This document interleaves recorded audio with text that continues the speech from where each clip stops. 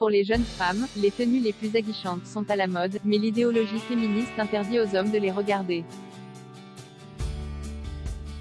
L'érotisme est obligatoire d'un côté, mais interdit de l'autre. Nous vivons de contradictions aussi irréelles que dangereuses. Les jeunes femmes ne savent plus quoi ne pas mettre ou quoi ôter, quel goût de ventre dénudé, comment raccourcir encore plus une jupe qui sert déjà de ceinture, comment transformer les fesses en seins. Sachant que les prothèses existent, le tout stretché un max.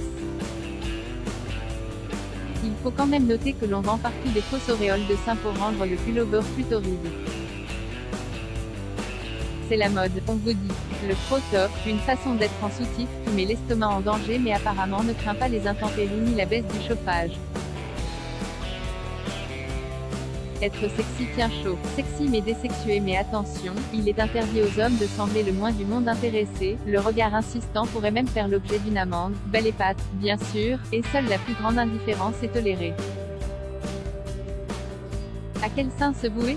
Plus les femmes mettent leur corps à l'étalage, plus l'homme doit demeurer détaché.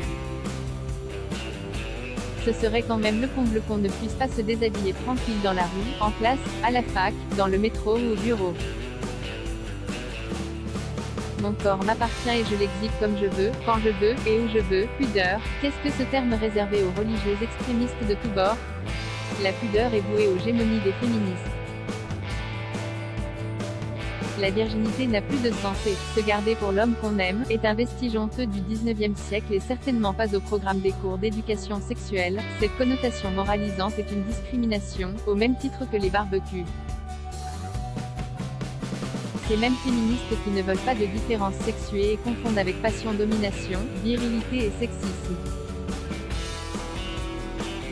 Simultanément les plaintes se multiplient pour agression en tout genre. On ne veut pas être sexué ni catalogué, y compris dans les formulaires d'inscription des fax, et depuis que le genre est à bannir, les femmes n'ont jamais autant joué sur leur pouvoir d'attraction sexuelle. Allez comprendre, un peu schizophrène non? Aucun droit de regard, moi qui raisonne comme on ne raisonne plus, et qui me sens femme et lucide aimant les hommes et qu'ils me regardent, je me demande quand même si les décolletés plongeant jusqu'à l'abîme ne sont pas là pour que des regards s'y plongent, bien que les intéressés, parfois, prétendent le contraire. Tout cela fut parfaitement résumé par une très sympathique campagne d'affichage sur les bus pour de la lingerie il y a quelques années, et qui faisait dire à la superbe mannequin au soutien-gorge pigeonnant « Regardez-moi dans les yeux, j'ai dit dans les yeux ». On n'en est plus là, regarder droit dans les yeux est certainement passible de sanctions. C'est à n'y plus rien comprendre et il faut sérieusement s'inquiéter pour nos ados des deux sexes qui finissent par penser que la norme est le porno, que les hommes sont tous des violeurs en puissance et que c'est même pour cela qu'elles, femmes, ont le droit de s'affranchir de toutes les règles s'approchant du convenable. Pardon si je n'évoque pas les autres sexes et les trans, c'est seulement par manque de compétences. Donc nous vivons entourés de bombes d'autant plus aguichantes qu'elles ne veulent pas aguicher. Pauvres hommes, ils n'ont plus qu'à se déconstruire très vite et apprendre à ne rien ressentir, leur désir est scandaleux s'ils le manifestent de quelque façon que ce soit. Nous voulons donc les émasculer au nom de l'égalité, non sans les torturer un peu pour se venger de siècles de domination, paraît-il, et pour avoir la paix des fringues. La guerre des sexes est déclarée, quelles sont les forces de dissuasion?